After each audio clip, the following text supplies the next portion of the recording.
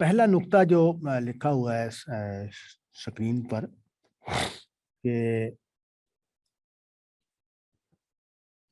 فن جو ہے یا آرٹس جو ہے، فن کا لفظ اردو میں جب ہم بولتے ہیں تو یہ آرٹ کے معنی میں بولا جاتا ہے۔ تو اس میں جو ویلیو ہے وہ دو ہی ہے، ایک بیوٹی کی اور دوسری ایتھکس کی۔ یعنی جو ہمیں جو چیز اٹریکٹ کرتی ہے کسی بھی فن پارے میں، وہ اس میں ایک چیز اس کی بیوٹی ہوگی اور دوسری اس میں جو اخلاقی عظمت ہے وہ ہوگی۔ اگرچہ جو موجودہ زمانہ ہے اس کے اعتبار سے یہ بات اب بہت تفصیل سے لکھی اور کہی جا رہی ہے کہ اخلاق پیمانہ یا معیار نہیں ہے، بلکہ فن ہی معیار ہے، اور فن میں حسن جو ہے وہ لہذا نیوڈیٹی اگر پینٹ کی جا رہی ہے یا لکھی جا رہی ہے تو دیکھا یہ جائے گا کہ وہ کتنی اچھی لکھی گئی ہے یا کتنا اچھی پینٹنگ کتنی اچھی ہے۔ یہ نہیں دیکھا جائے گا کہ اس میں اخلاق کی کا لحاظ کیا گیا ہے یا نہیں کیا گیا۔ تو یہ تو خیر الگ بحث ہے، لیکن یہ بات یہ لوگ بھی مانیں گے کہ لمبے عرصے تک موجودہ زمانے سے پہلے ہزاروں سال تک انسان جو ہے وہ دو ہی چیزوں کو ویلیو کرتا رہا ہے، ایک بیوٹی اور دوسرے ایتھکس، اخلاقیات۔ تو لیکن اقبال کے ہاں اس میں ایک چیز اور ایڈ ہوئی ہے، اور وہ یہ کہ اقبال جب اس کو اپنے فن میں یعنی اپنی شاعری میں کرتا ہے، تعمیر کرتا ہے کسی ظاہرہ اقبال کے ہاں جو بیوٹی ہے وہ لفظوں کے انتخاب کی ہے۔ اقبال کے ہاں ہم پہلے بھی میں اس پر بات کر چکے ہیں کہ اقبال کے ہاں جو لفظ کی بیوٹی ہے اس میں شکوہ کا پہلو جو ہے اس کو زیادہ اہمیت دی ہے اقبال نے۔ ملائمت، نرمی اور سوز اور مظلومیت، یہ جو ہیں یہ اقبال کے ہاں کم ہیں یہ چیزیں۔ اس کے ہاں اس کی جو بانگ درا میں بعض چیزیں ہیں ان میں ہمیں کچھ چیزیں اس طرح کی نظر آتی ہیں، لیکن جیسے وہ غزل ہے جس کا بڑی گائی بھی گئی ہے وہ غزل بانگ درا میں، تو خیر ابھی شعر میں اس کا کوئی نہ کوئی یاد آ جائے گا۔ تو اس طرح کی چیزیں اس کے ہاں بھی ہیں، جیسے میر کے ہاں تھی۔ اقبال نے ذوق کو کاپی کیا ہے بانگ درا کے زمانے میں، میر کو کاپی کیا ہے، اکبر آبادی کو کاپی کیا ہے۔ ظاہر ہے جب کوئی شاعر جو ہے وہ شاعری شروع کرتا ہے تو وہ مختلف جو چیزیں ہیں اس کو اٹریکٹ کرتی ہیں، اور اس کو وہ کوشش کرتا ہے کہ اس معیار پر اپنے آپ کو کرے۔ تو لیکن جو اقبال کو بحثیت اقبال جب ہم پڑھیں گے تو اس نے ایک چیز کو ایڈ کیا ہے اخلاق اور بیوٹی کے ساتھ، وہ یہ کہ جو حرکت اور تغیر ہے وہ اس میں اس کا کردار کیا ہے۔ یعنی جو اقبال جو ہے وہ جمود کے، ٹھہراؤ کے اور عدم تغیر کے خلاف ہے، اور اس کا جو بنیادی نقطہ ہے اس کی شاعری میں اور نقطوں کے ساتھ وہ یہ ہے کہ جو تغیر ہے اس میں نے کیا کردار ادا کیا ہے یا ہمارا کیا کردار ہے، اور اس کا جو فلسفہ ہے اس میں بھی حرکت و تغیر کو ایک بڑی حیثیت حاصل ہے، اور اس نے اپنے جو شعر ہیں ان کو اس مقصد کے لیے استعمال بھی کیا ہے کہ وہ لوگوں کو اٹھائے اور تغیر کی طرف لے کے جائے۔ وہ جیسے وہ بڑا اس کا مشہور شعر ہے کہ ہے وہی تیرے زمانے کا امام برحق جو تجھے حاضر و موجود سے بیزار کرے. تو یہ جو حاضر و موجود سے بیزاری ہے یہ اس کے ہاں ایک ویلیو کی حیثیت رکھتی ہے. تو اقبال کے ہاں جب ہم حسن کو دیکھیں گے، بیوٹی کو دیکھیں گے، ظاہر ہے اس کے ہاں بیوٹی جو ہے وہ پیرائے کی بیوٹی ہے، اور اخلاق کے اصولوں کو دیکھیں گے تو اس کو وہ قدر دے گا، اس کی ویلیویبلٹی جو ہے وہ حرکت و تغیر سے طے ہوگی کہ اس کا رول اس میں کیا ہے. یعنی وہ ایسا حسن اور یا ایسے اخلاق جو ترک دنیا یا دونی نما کر بیٹھ جانا اور اللہ سے لو لگا کر بیٹھ جانا اور اس طرح کی چیزوں کو اس کے ہاں جگہ نہیں ملے گی، اور وہ اس طرح کے اخلاق اور اس طرح کے حسن کو وہ کوئی اہمیت نہیں دیتا. تو مطلب یہ ہے کہ اس کے نقطہ نظر سے اگر دیکھا جائے تو میر اور اقبال کے بعض مضامین جو ہیں وہ اعلیٰ مضامین قرار نہیں پائیں گے. اسی طرح جو اس کے ہاں علامتیں ہیں اور استعارات ہیں، یہ لفظ ہم پہلے بھی پڑھ چکے ہیں، علامت اور استعارہ. استعارہ تو عام لفظ ہے جو ہمارے ہاں شعر میں نثر میں استعمال ہوتا ہے. آپ لوگوں کو معلوم ہی ہوگا کہ استعارے سے مراد ہوتی ہے کہ ہم جب تشبیہ کو جو مشبہ بہی ہے اس کو ختم کر دیتے ہیں. تو مطلب یہ ہے کہ وہ شیر کی طرح بہادر ہے، یہ تشبیہ ہے، اور ہم نے کہا کہ وہ شیر ہے تو یہ استعارہ ہے. تو ہم نے اس کے ایک حصے کا، تشبیہ کے ایک حصے کا ذکر نہیں کیا. تو اقبال کے ہاں بہت سے استعارے ہیں، وہ بہت ساری لفظوں کو اس طرح استعمال کرتا ہے، اور استعارے سے اوپر جو سطح ہوتی ہے لفظ کو لے کے جانے کی وہ علامت ہے. تو اور علامت جو ہے وہ بھی شاعری کا ایک بڑا عنصر ہے. اور کمال کی بات یہ ہے کہ قرآن مجید نے بھی جو استعارہ ہے اور علامت ہے اس کو استعمال کیا ہے، اور بعض الفاظ کو وہ اٹھا کر علامت کی سطح پر لے گیا ہے اور اس کو استعمال کیا ہے. تو اگر علامت اور استعارے کا اچھا شعور نہ ہو تو قرآن مجید کے بعض باتوں کو سمجھنے میں مشکل پیش آتی ہے. تو یعنی ظاہر ہے یہ جو ادبی طریقہ ہے بات کرنے کا وہ قرآن مجید میں استعمال ہوا ہے، اور جب ادبی رنگ اختیار کریں گے تو پھر اس میں علامتیں اور استعارے بھی استعمال ہوں گے. اور ہمارے ہاں جو مصنفین ہیں سوائے چند مصنفوں کے جو بالکل قانونی زبان میں لکھتے ہیں، باقی سب کے ہاں ہمیں یہ چیزیں نظر آتی ہیں. تو یہ جو علامتیں اور استعارے ہیں اس کو بھی اقبال نے اجتماعی لاشعور اور انفرادی شعور، یہ بڑا اچھے دونوں بڑے اہم الفاظ ہیں اقبال کو پڑھتے وقت، کہ اجتماعی لاشعور اور انفرادی شعور. دیکھیں جس کو ہم کلچر یا تہذیب کہتے ہیں، یہ اصل میں ہمارے اجتماعی لاشعور سے لاشعور کی مینیفیسٹیشن ہوتی ہے، اور اسی سے ہماری پسند ناپسند، ہماری جو ہمارے اندر حرکت ہے، اجتماعی حرکت، وہ اسی سے وجود پذیر ہوتی ہے.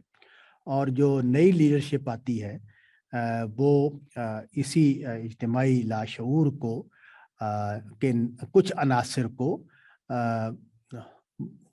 اٹھا کر ہمارے اندر تحریک پیدا کرتے ہیں، ہمارے اندر حرکت پیدا کرتے ہیں، اور وہ بعض اوقات گھٹیا ہوتے ہیں. یعنی وہ جو ہمارے لاشعور کے اندر موجود چیزیں ہیں وہ ساری اعلیٰ نہیں ہیں، وہ گھٹیا بھی ہوتی ہیں اور اعلیٰ بھی ہوتی ہیں. تو یہ تو لیڈرشپ کی وہ ہے سطح ہے یا ان کا رجحان ہے کہ وہ کس طرح کی چیزوں کو ہمارے اندر بیدار کرتے ہیں. تو اجتماعی جو لاشعور ہے ہمارا، اس کے اندر بڑا حصہ ہسٹری کا ہوتا ہے. یعنی جو ہماری تاریخ ہوتی ہے، جو ہمارا ماضی ہوتا ہے، وہ ہمارے لاشعور کی تعمیر کا کام کرتا ہے۔ تو اقبال جو ہیں انہوں نے یہ کیا کہ جو ہمارا لاشعور ہے، اجتماعی لاشعور ہے، وہ اقبال کے ہاں امت کا لاشعور ہے۔ یعنی اقبال پاکستانی یا انڈین نہیں ہے اپنے بڑی جب وہ شاعری پر گیا ہے تو وہ، یعنی ابھی ہم جو نظم پڑھ رہے ہیں اقبال کی، وہ تو انڈین ہونے کی حوالے سے ہے، لیکن جب اقبال اپنی پوری تشکیل کر لیتا ہے تو پھر وہ انڈین نہیں ہے، وہ امتی ہے، اور امت کی سطح پر وہ اس کا شعور جو ہے وہ ایکٹیویٹ ہو چکا ہے۔ تو وہاں جب وہ جاتا ہے تو وہ ایسے الفاظ اور ایسے استعارے استعمال کرتا ہے کہ جو ہمارے اجتماعی لاشعور کو تعبیر کرتے ہیں، اور ہمارے اجتماعی لاشعور کی جو تشکیل ہے اس سے ہوتی ہے۔ تو مثال کے طور پر ایک شعر کو میں پیش کرتا ہوں کہ اسا نہ ہو تو کلیمی ہے کار بے بنیاد۔ تو اس میں حضرت موسیٰ علیہ السلام کا استعارہ اور پھر ان کے عصے کو استعارہ بلکہ علامت بنا دینا، یہ ہمارے اجتماعی جو لاشعور ہے اس میں موجود ایک چیز کو انہوں نے اٹھایا ہے اور اس کو بڑے معنی ہمارے لیے اس میں پیدا کر دیے ہیں۔ اس میں وہ اس کے تاریخی پس منظر میں کیا معنی تھے وہ اپنی جگہ پر ہیں۔ اسی طرح خضر کو مخاطب نے بنایا ہے، اور اس طرح اور چیزیں بھی ہیں کہ جو ہمارے اجتماعی لاشعور کا حصہ ہیں، اور اقبال ان کو آگے بڑھاتا ہے اور ان میں خاص معنی پیدا کرتا ہے۔ پھر یہی چیزیں جو ہیں وہ انفرادی شعور میں کی تشکیل بھی کرتی ہیں، یعنی ہمارے ایک فرد کا شعور جو ہے اس میں اجتماعی لاشعور بھی اپنا کردار ادا کر رہا ہوتا ہے، اور اس شخص کے اپنی سوچ، اپنی فکر، اپنے احوال بھی اس میں کردار ادا کر رہے ہوتے ہیں۔ تو اقبال یہ کریں گے کہ ہمارے فرد کی تشکیل کا جو عمل ہے وہ بھی ایک بڑے ذہن کو بنانے کے لیے کرتے ہیں۔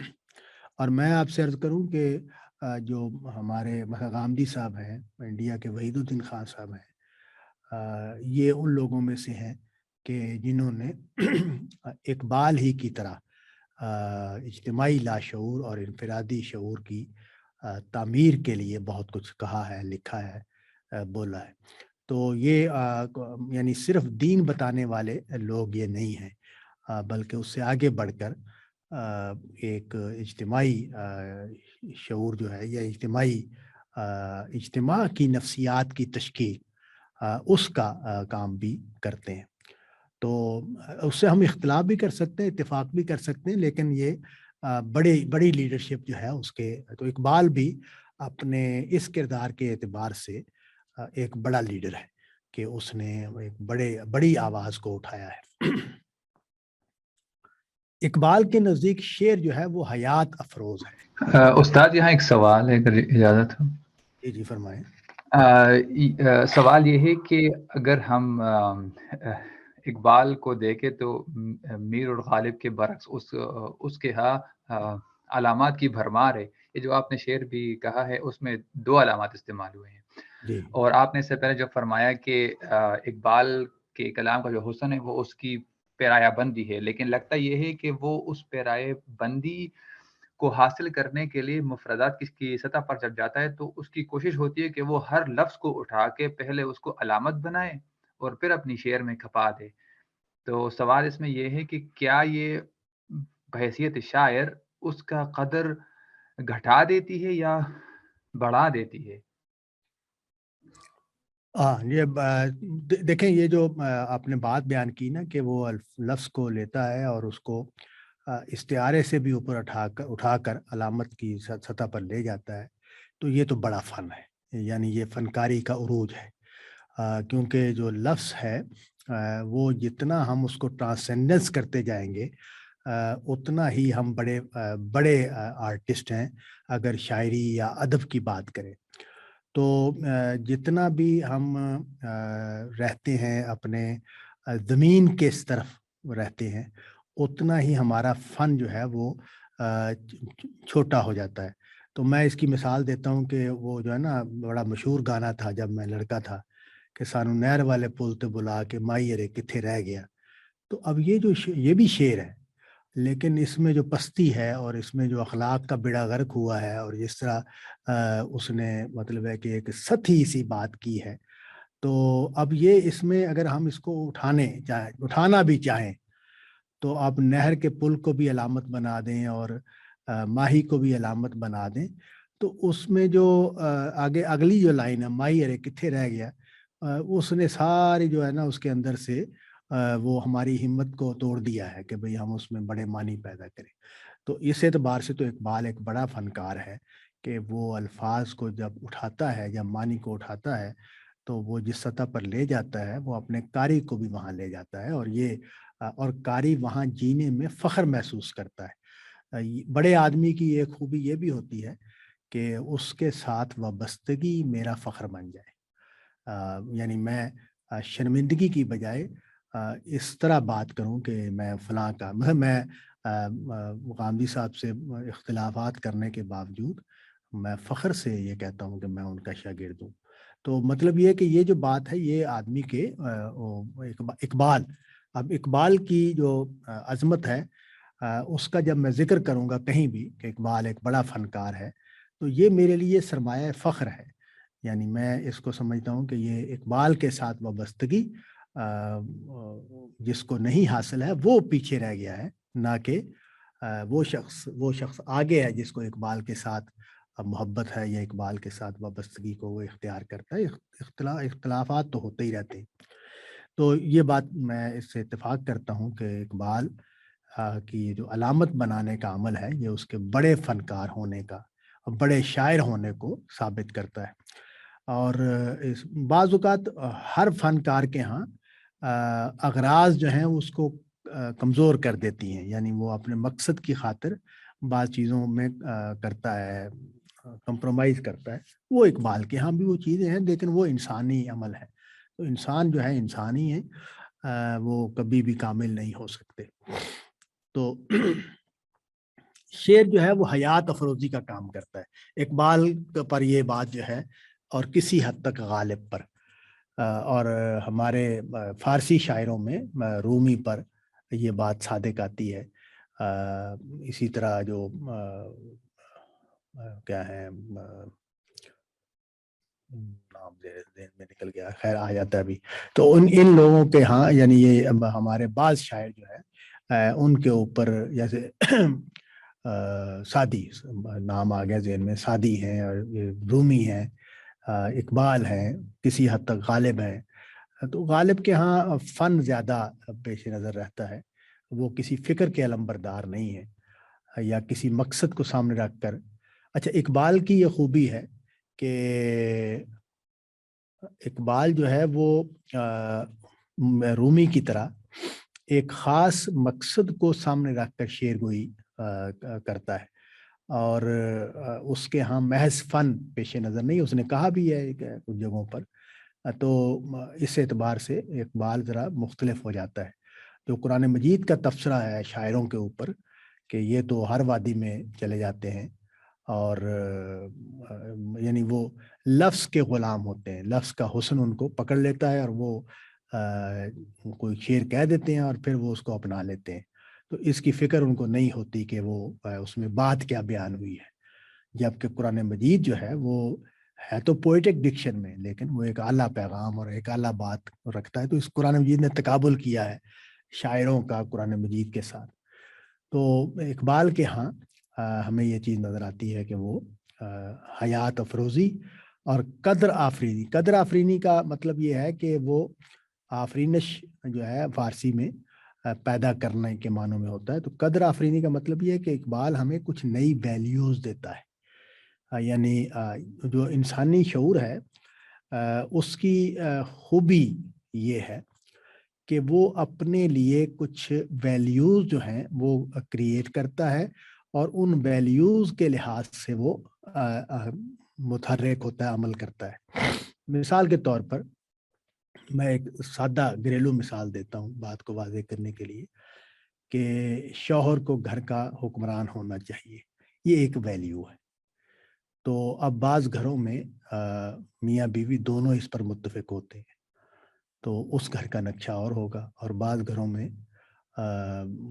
بیوی اس سے مختلف ہوتی ہے، اس کی یہ رائے نہیں ہوتی اور مرد اس پر اصرار کر رہا ہوتا ہے، تو وہاں اور صورتحال ہوتی ہے۔ اور بعض گھروں میں تیسری صورت بھی ہو سکتی ہے۔ تو یہ کیا ہے کہ ایک ویلیو جو ہے اس نے ایک بہت بڑا فینامنا کریٹ کر دیا ہے کہ میں ایک اصول جو ہے میرے ذہن میں ہے، جو میری نفسیات بنا ہوا ہے، اور میں اس کے تحت بیہیو کرتا ہوں، اور اس کے نتیجے میں ایک جو ہے نا گھر کا ماحول یا کلچر بنا ہوا ہے۔ تو اسی طرح سوسائٹی اور سماج اور مذہب، وہاں بھی یہ جو قدر آفرینی ہے اس کا بہت غیر معمولی رول ہے۔ اقبال کے ہاں اقبال نے جو ویلیوز دی ہیں، صوفیوں نے بھی ویلیوز دی ہیں، اقبال نے ویلیوز دی ہیں، اچھا خود قرآن مجید کچھ ویلیوز دیتا ہے۔ تو ویلیو آفرینی جو ہے، قدر آفرینی، یہ بہت اہم عمل ہے جو کیا جاتا ہے۔ جیسے میں نے ابھی 2 افراد کا ذکر کیا، مودودی صاحب اس میں آئیں گے، تو مودودی صاحب بھی ان لوگوں میں سے ہیں کہ جو قدر آفرینی کا کام کرتے ہیں۔ باقی میں علماء میں بھی ان کا بھی رول ہے، لیکن ان کی جو قدر آفرینی ہے وہ صوفیوں کے تحت ہے۔ تو جو نئی آوازیں ہیں ہمارے ہندوستان میں اٹھی ہیں، ہندوستان پاکستان میں، وہ مودودی صاحب کی آواز ہے، وحید الدین خان صاحب کی آواز ہے، غامدی صاحب کی آواز ہے، سر سید اور پرویز بھی اس میں آتے ہیں، لیکن وہ چونکہ رد ہو گئے بحثیت مجموعی، تو اس وجہ سے ان کا میں ذکر نہیں کر رہا۔ لیکن میں ضمناً یہ بھی بتا دوں کہ مطلب یہ لوگ بھی وہ ہیں کہ جنہوں نے نئی اقدار روشناس کرانے کی کوشش کی، جس میں وہ ناکام ہو گئے یا کر دیے گئے۔ تو یہ اقبال کے ہاں بھی یہ چیز بڑی شان کے ساتھ موجود ہے۔ آخری بات، اقبال کی فکر پر رومانی انقلاب پسندی اور یوٹوپینزم کے اثرات نظر آتے ہیں۔ رومانی انقلاب پسندی جو ہے اس کا مطلب کیا ہے؟ دیکھیں تو یعنی میں رومانس جو ہے یہ انسان کا ایک بڑا مسئلہ ہے، ہر انسان کا۔ تو رومانس کیا ہے؟ رومانس یہ ہے کہ میں ایک خیالی دنیا کریٹ کروں اور اس کے بارے میں یہ تمنا میرے اندر، جاندار تمنا پیدا ہو جائے کہ ایسا ہونا چاہیے۔ تو اقبال کے اوپر یہ اپلائی ہوتی ہے بات کہ اقبال نے ایک بڑے رومانس کو کریٹ کیا کہ امت مسلمہ کو یوں ہونا چاہیے، مسلمانوں کو یہ ہونا چاہیے۔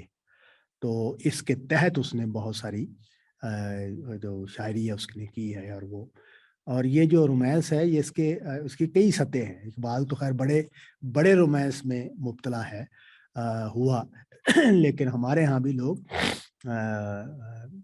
چھوٹے چھوٹے رومانس میں مبتلا ہوتے رہتے ہیں، اور اس کے نتیجے میں جوتے بھی کھاتے ہیں، بعض اوقات کامیابی بھی حاصل کرتے ہیں۔ تو یہ جو ہے نا اقبال کے ہاں بھی اس کا اثر نظر آتا ہے۔ وہ ایک ہی بات ہے، یوٹوپیا بھی اصل میں رومانس ہی ہوتا ہے کہ یعنی ہم نے خود سے ایک دنیا کریٹ کی، خیالی دنیا، اور اس کی روشنی میں فکر و عمل کو تشکیل دیا۔ تو یہ جو اقبال کے اوپر اگرچہ یہ اپنے الفاظ کے اعتبار سے یہ ایک نیگیٹو کمنٹ نظر آتا ہے، لیکن میرے ہاں جب میں اقبال کو پڑھتا ہوں تو میرے ہاں نیگیٹو نہیں ہے یہ بات۔ البتہ میں یہ ضرور کہتا ہوں، اور اب میں عملاً یعنی میں اپنی بات یہاں عرض کر دوں کہ میرے نزدیک یہ جو رومانس ہے یہ بہت ضروری ہے، اور ہمیں اس کو بیان کرتے رہنا چاہیے کہ ہمارے حکمران کو ایسا ہونا چاہیے، شوہر کو ایسا ہونا چاہیے، بیوی کو ایسا ہونا چاہیے، باپ کو ایسا ہونا چاہیے، استاد کو ایسا ہونا چاہیے۔ تو یہ جو یوٹوپیا ہے یہ بہت ضروری ہے، اس کو بیان ہوتے رہنا چاہیے۔ لیکن عمل جب ہم کریں تو اس میں پھر زمینی حقیقتوں کو سامنے رکھ کر کریں، اور لیکن کیونکہ ہم یوٹوپیا یا رومانس میں ہیں تو ہم دھکا لگاتے رہیں گے آئیڈیل کی طرف۔ دنیا میں، یعنی میرا نقطہ نظر یہ ہے کہ دنیا میں آئیڈیل کبھی بھی اچیویبل نہیں ہے، یہاں تک کہ نبی صلی اللہ علیہ وسلم کے زمانے میں خود قرآن مجید سے واضح ہے کہ بعض چیزوں کو نظر انداز کیا گیا، اور ان کو ظاہر ہے وہ ان حالات میں اگر اس پر عمل کرنے کی کوشش کی جاتی تو بہت زیادہ نقصان ہونے کا اندیشہ تھا۔ تو وہ زمینی حقائق کی مجبوریاں ہوتی ہیں کہ جس کے تحت بہت سارے فیصلے کیے جاتے ہیں، لیکن یہ بات قرآن مجید نے کمال یہ کیا ہے کہ جو اعلیٰ ترین فکر اور عمل کی سطح ہے اس کو بیان کر دیا اور اس کی طرف راغب کر دیا، اس کے لیے کوشاں کرنے والا بنا دیا صحابہ کو اور نبی صلی اللہ علیہ وسلم کے ساتھیوں کو، اور اس کے نتیجے میں ہم نے دیکھا کہ دنیا نے ایک بڑی خوبصورت حکومت دیکھی، لیکن اس میں جو لڑائیاں ہوئیں، جو جھگڑے ہوئے، وہ زمینی مسائل ہیں، جو زمینی حقائق ہیں، وہ انسان کے ساتھ اسی طرح ہے، وہ انسان کی مجبوریاں ہیں۔ اب ہم چلتے ہیں جی شاعری کی طرف۔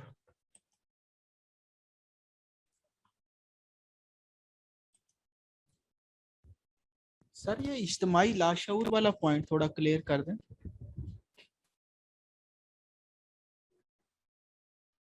کس حوالے سے؟ سر اس کس حوالے سے آپ چاہ رہے ہیں؟ سر اس حوالے سے کہ آپ نے کہا نا کہ جو مجموعی تہذیب ہوتی ہے وہ لاشعور پہ مبنی ہوتی ہے اوورال، تو اس کو ذرا تھوڑا سا ایلیبوریٹ کر دیں۔ دیکھیں یہ جو ہے نا ہمارا لاشعور، اس کے بارے میں یہ نئی دریافت ہے۔ ہمارے ہاں یہ لاشعور کا کوئی تصور نہیں تھا۔ مسلمان علماء نے یا صوفیوں نے جو کام کیا ہے نفس انسانی پر، اس میں یہ لاشعور کا کوئی تصور نہیں تھا۔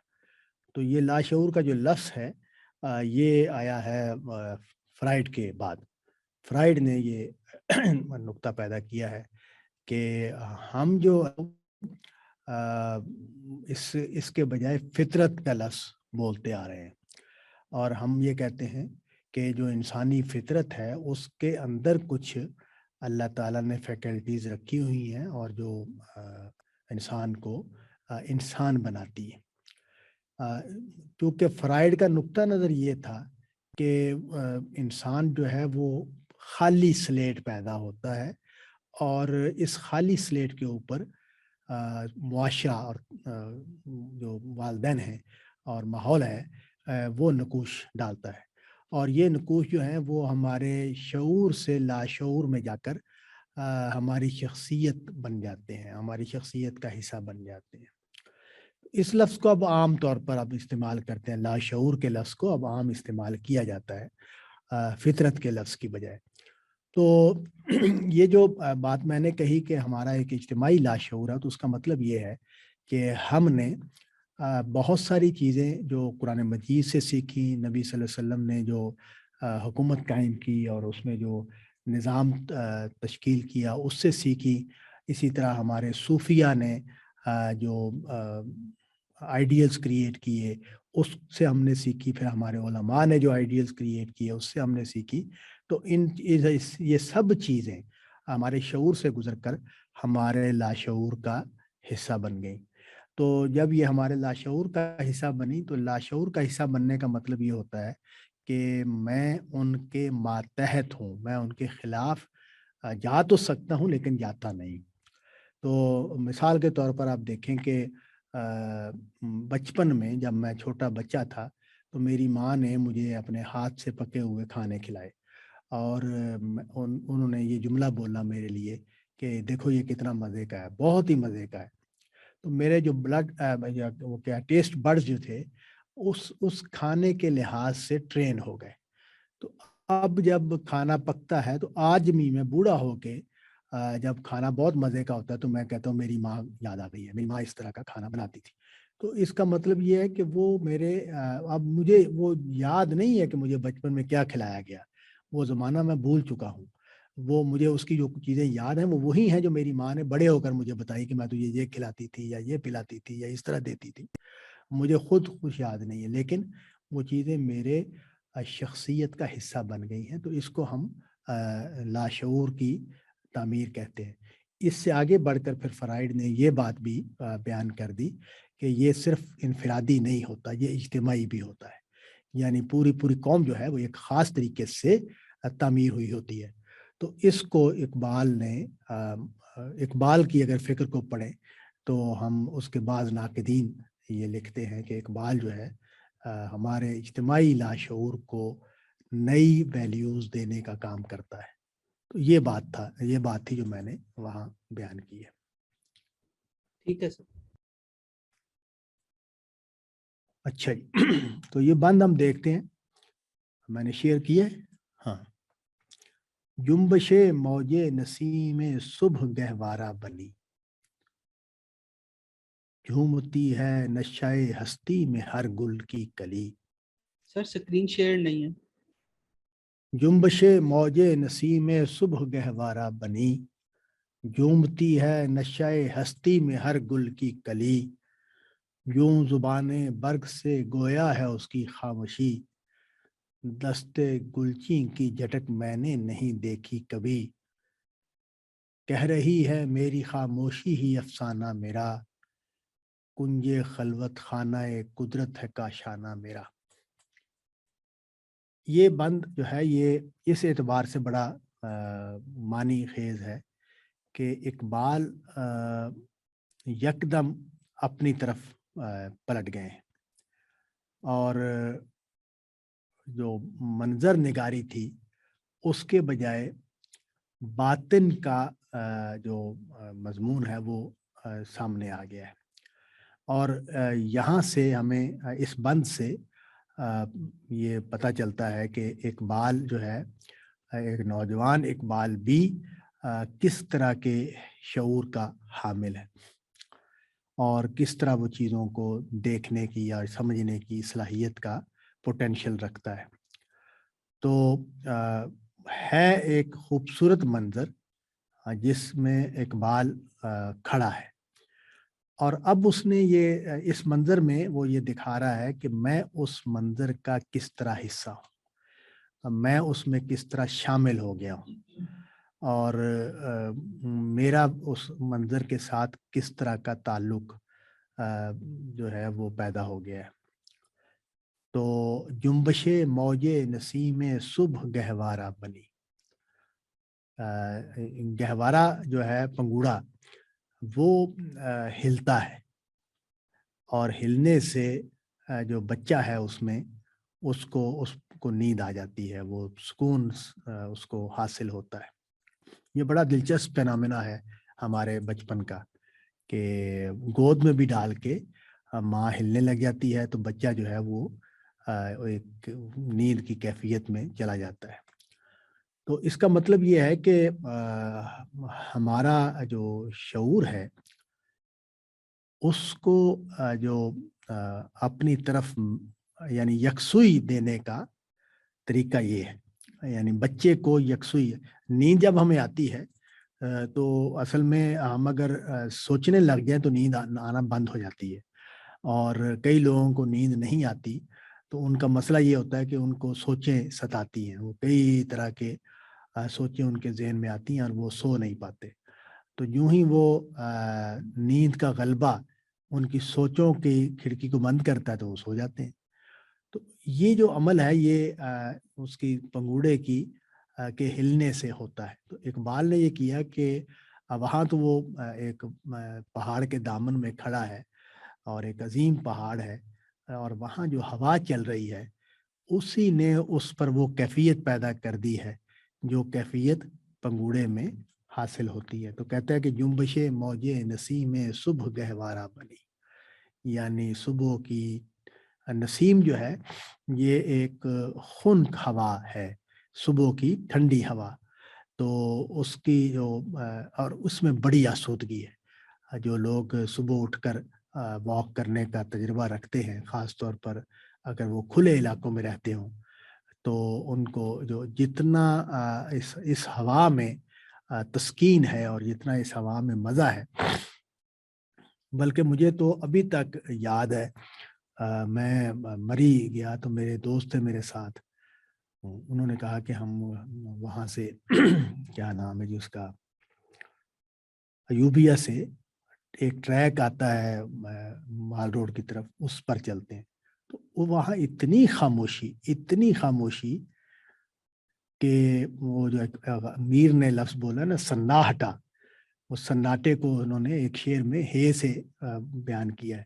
تو گویا اتنا سناٹا ہے کہ وہ سناہٹا ہے، تو وہ وہاں تھا، اور ہوا بڑی خوشگوار ہوا چل رہی تھی۔ تو وہ کوئی سمجھے 1 گھنٹے کا چلنا تھا۔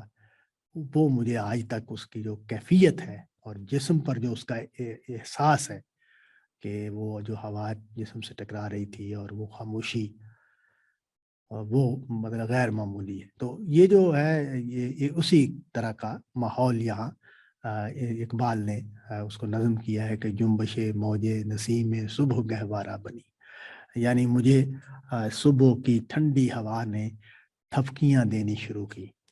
تو یہ جو تھپکیاں ہیں، یہ ان کا جو رول ہے وہ ہم سب جانتے ہیں، بچوں سب کو ہم اسی طرح سلاتے ہیں، تو ہلکی ہلکی تھپکی سے بچہ سو جاتا ہے۔ تو یہ اس کا مطلب کیا ہے؟ اس کا مطلب یہ ہے کہ میں خودی کی بجائے بے خودی کا تجربہ کرتا ہوں۔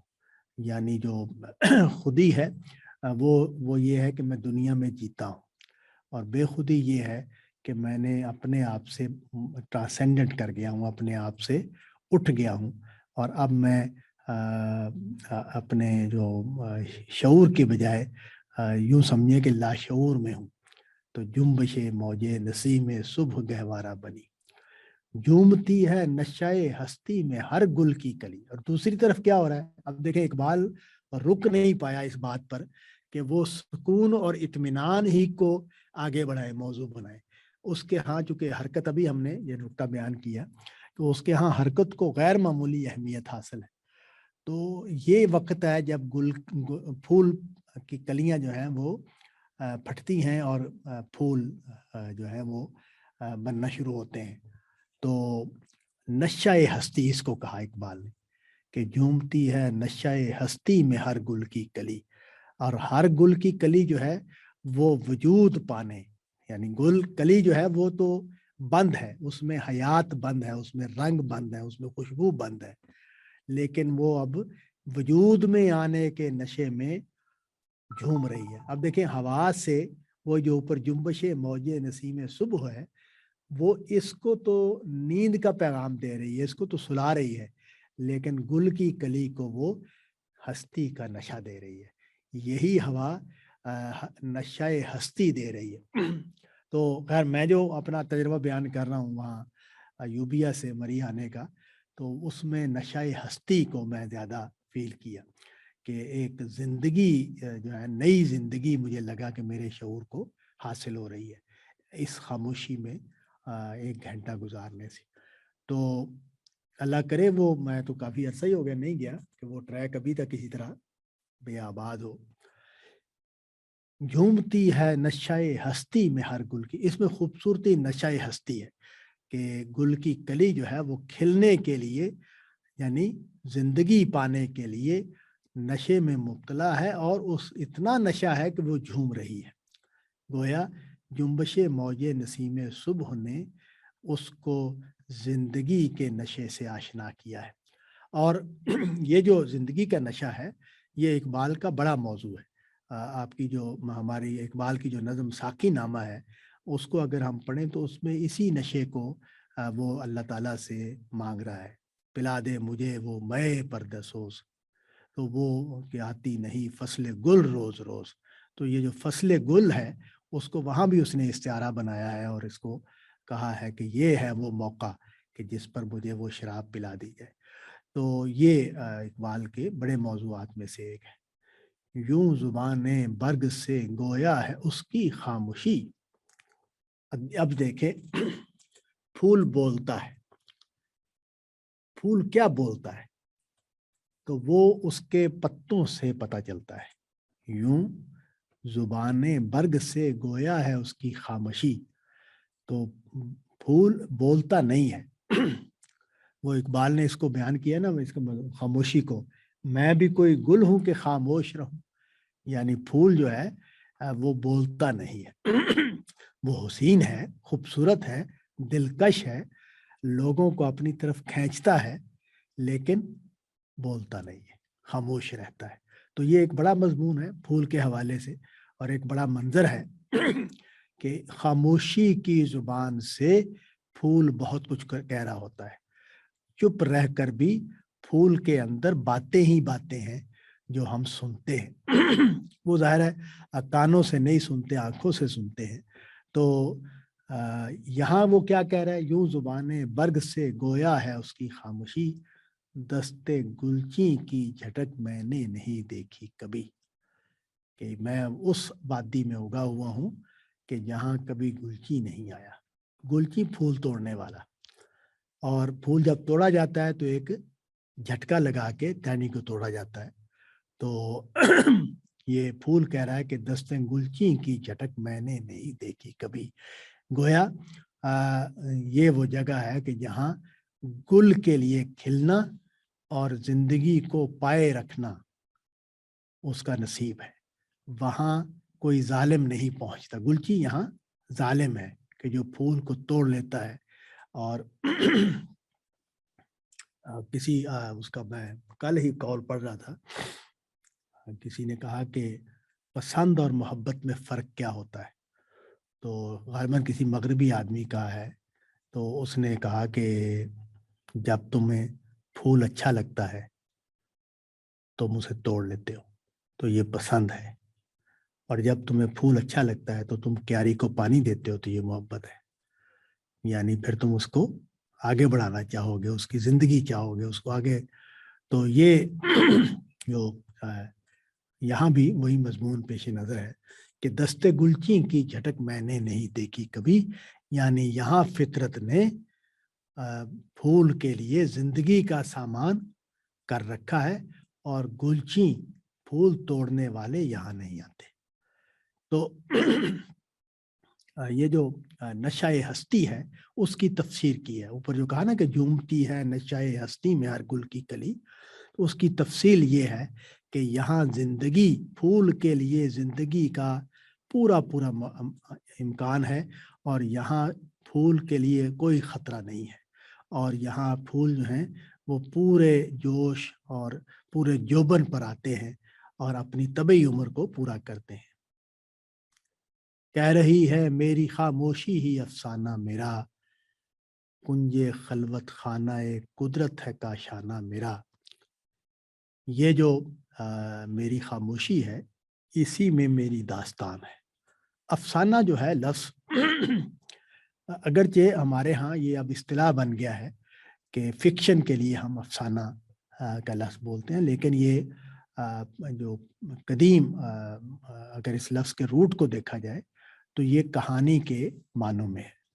تو یہاں کہانی ہی کے معنوں میں ہے کہ کہہ رہی ہے میری خاموشی ہی افسانہ میرا، میری کہانی میری خاموشی ہی بتا رہی ہے، یعنی وہ اوپر جو کہانی بیان ہو گئی ہے، کنجے خلوت خانہ قدرت ہے کاشانہ میرا۔ تو میں ایک قدرت کے ایسے گھر میں رہتا ہوں، قدرت کے گھر کے ایسے کونے میں رہتا ہوں کہ جہاں مجھے خلوت میسر ہے۔ اچھا، یہ جو خلوت ہے یہ کیا ہے؟ اس کو ذرا تفصیل سے دیکھتے ہیں، کیونکہ جو شاعری ہے اور خاص طور پر صوفی پیراڈائم ہے اس میں خلوت بڑے معنی رکھتی ہے، اور شاعری میں بھی خلوت کے معنی بڑے ہیں۔ کیوں؟ اس کی وجہ یہ ہے کہ جو ہم روزمرہ کی ہماری زندگی ہے، یہ جو ہم کماتے ہیں، گھر میں جاتے ہیں، کھانا پکتا ہے، بچے ہیں ان کو پالنا پوسنا، ان کی تربیت وغیرہ، تو یہاں خلوت میسر نہیں ہے۔ یہاں ہم ہر وقت دوسروں کے ساتھ ہیں، اور دوسروں کے ساتھ ہی ہمارا شعور اور لاشعور مصروف ہے۔ حتیٰ کہ یہ جو دنیا ہے اتنی ظالم ہے کہ جب ہم اکیلے بھی بیٹھے ہوتے ہیں تو تب بھی ہم اکیلے نہیں ہوتے. یعنی میں ہوں تو تنہا اپنے کمرے میں بیٹھا ہوں, آفس میں کوئی اور موجود نہیں ہے, لیکن میرا جو سوچ اور فکر ہے اس میں میرا گھر ہے, میرا کام ہے, میری ضرورتیں ہیں, میرے مسائل ہیں, انہی پر میں سوچ رہا ہوں. تو خلوت میسر نہیں ہے. تو جو دل ہے اس کو یوں سمجھیں کہ اس کو سانس لینے کا کوئی موقع میسر نہیں. یہ ساری جو کارستانی ہے یہ دماغ کی ہے, یہ دماغ کی ایکٹیویٹیز ہیں. جو کچھ میں سوچ رہا ہوں, جو کچھ میں کر رہا ہوں, حتیٰ کہ میں اگر علمی کام بھی کر رہا ہوں, میں کوئی سوچ سمجھ رہا ہوں, میں قرآن مجید کی کوئی آیت حل کر رہا ہوں, یا سماج کا کوئی مسئلہ ہے اس پر غور و فکر کر رہا ہوں, تو یہ بھی میرے دماغ کی ہی ساری ایکٹیویٹیز ہیں. تو میرے دل کی جو دنیا ہے وہ بے آباد رہتی ہے. تو خلوت جو ہے وہ اس کا سامان کرتی ہے. اور صوفی جو ہے اس کو خاص طور پر اہمیت دیتے ہیں, اور وہ ایک جملہ بولتے ہیں کہ کچھ وقت اپنے ساتھ بھی گزارنا چاہیے. تو یہ جو اپنے ساتھ گزارنے کا مسئلہ ہے, اس کو اقبال نے یہاں موضوع بنایا ہے کہ یہ جو گلچی کا نہ آنا ہے, یعنی اب گلچی کے لفظ کو ہم علامت کے طور پر دیکھیں گے کہ گلچی کون ہے. گلچی باپ ہے, بیٹا ہے, بھائی ہے, بیوی ہے, بچے ہیں, روزگار ہے, گھر ہے, اس کے مسائل ہیں, سوسائٹی ہے, اس کے مسائل ہیں. تو یہ گلچی ہیں. یہ کیا کرتے ہیں کہ مجھے میری شاخ سے توڑ دیتے ہیں. میری شاخ کیا ہے؟ میرا دل. میں اپنے دل پر جو میرا انحصار ہے اس کو یہ ختم کر دیتے ہیں, اور مجھے اپنے ساتھ وابستہ کر لیتے ہیں. مجھے اپنی بیوی جو ہے وہ بھی مجھے اپنا وہ یہ میرے میاں ہے, یہ میرا بندہ ہے. دیکھیں کتنا اچھا جملہ ہے بیویوں کا, کیا میرا بندہ ہے. تو مطلب یہ ہے کہ وہ اس کو اپنے ساتھ, اور شوہر بھی یہی کہتا ہے یہ میری بیوی ہے. تو یہ جو ہم دوسروں کے ہیں, یہ ہماری زندگی ہے, یہ میرا کاروبار ہے. اور اس کا مطلب کیا ہے؟ یہ میرا کاروبار ہے. اس کا مطلب یہ ہے کہ میں اپنا وقت اس کو دیتا ہوں, میں اپنی یہ مسائل اس کو دے رہا ہوں. تو یہ اصل میں نے اپنے آپ کو مختلف حصوں میں تقسیم کر کے بانٹا ہوا ہے, اور میں اکیلا نہیں ہوں. تو یہ جو پھول ہے یہ میں ہوں. یہ جو امتی ہے نشہ ہستی میں ہر گل کی کلی, یوں زبانِ برگ سے گویا ہے اس کی خاموشی. دستے گلچی کی جھٹک میں نے نہیں دیکھی کبھی, کہہ رہی ہے میری خاموشی ہی افسانہ میرا. کنج خلوت خانہ قدرت ہے کاشانہ میرا.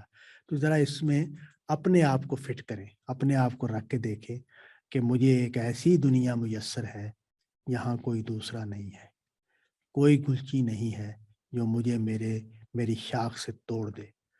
میں اپنے دل کے ساتھ اپنے وجود کی نہا جو گہرائیاں ہیں ان کے ساتھ جینے کا موقع پائے ہوئے ہو. تو یہ جو کنج خلوت خانہ قدرت ہے کاشانہ میرا. تو اقبال نے دیکھیں ایک پہاڑ کو اٹھایا اور اٹھا کر کہاں لے گیا. اس نے کہا کہ جو لوگ اس پہاڑ کی وادیوں میں آئیں گے ان کو جو مناظر دیکھنے کو ملیں گے وہ تو ہیں, لیکن ان کو جو چیز ملے گی وہ یہ کہ وہ یہاں اپنے آپ کو دنیا کے علائق سے کٹا ہوا پائیں گے, اور اپنی خلوت میں خود جا سکیں گے, اپنے دل کے ساتھ کچھ دیر گزار سکیں گے. میں نے اس کا تجربہ جو ہے وہ حج اور عمرے میں کیا کہ جو لوگ یہاں سے چلے جاتے ہیں, اور ان میں سے شاید اور لوگوں کو بھی یہ بات نصیب ہوتی ہو کہ دنیا سے بالکل بے تعلق ہو جاتا ہے آدمی, اور وہاں سوائے اپنے آپ کے اور اللہ تعالیٰ کے کوئی اور نہیں ہوتا. تو یہ جو کیفیت اس نے بیان کی ہے اس کی تنہائی میں, اس کا بھی میں بتا چکا ہوں کہ اس کا میں نے تجربہ کیا ہے مری کے اس ٹریک پر. لیکن یہ ہے کہ یہ تنہائی جو ہے اور یہ بہت ضروری ہے, اور اس کو بے شک میں مانتا ہوں اس بات کو, میں اس کا تجربہ بھی رکھتا ہوں کہ اپنے کمرے میں بیٹھ کر بھی اس کو ہم حاصل کر سکتے ہیں, لیکن جو قدرت کے ساتھ بیٹھ کر یہ حاصل ہوتا ہے وہ اور کہیں حاصل مشکل سے ہوتا ہے. تو بہتر یہ ہو کہ ہم کچھ دیر شہر سے نکل کر محض قدرت کے پاس چلے جائیں اور وہاں اس کو جومتی ہے نشائے ہستی میں ہر گل کی کلی، اس کا تجربہ کریں. بہت بہت شکریہ جی. السلام علیکم. سر آپ کا بھی بہت شکریہ. وعلیکم السلام. سر ایک بات جاتے وقت بتا دیں. جی جی سر وہ یوٹیوب میں نے آپ کے وہ قرآن کے لیکچرز دیکھ رہا تھا، اس میں سورہ یوسف جیسے چل رہی تھی تو پہلا لیکچر ہے اور اس کے بعد پھر اینڈ شروع ہو جاتا ہے. کیا وہ ترتیب کے ساتھ کسی کے پاس اویلیبل ہیں؟ وہ کوئی ہے اس کی صورت؟ ہاں اویلیبل ہے ترتیب کے ساتھ، میرا خیال ہے یوٹیوب ہی پر موجود ہے سارے. تو اگر ان پر نمبر نہیں لگے ہوئے تو میں ان سے کہہ دوں گا کہ وہ نمبر لگا دیں. لیکن سر وہ پہلا ہے سورہ یوسف کا سٹارٹنگ ہے اور پھر بعد میں پتہ نہیں 70-80 بار کافی بیچ میں چھوٹ جاتے ہیں وہ لیکچرز. نہیں ہیں، باقی بھی ہیں. اچھا چلیں میں دوبارہ چیک کر لوں گا سر. اوکے سر، جزاک اللہ.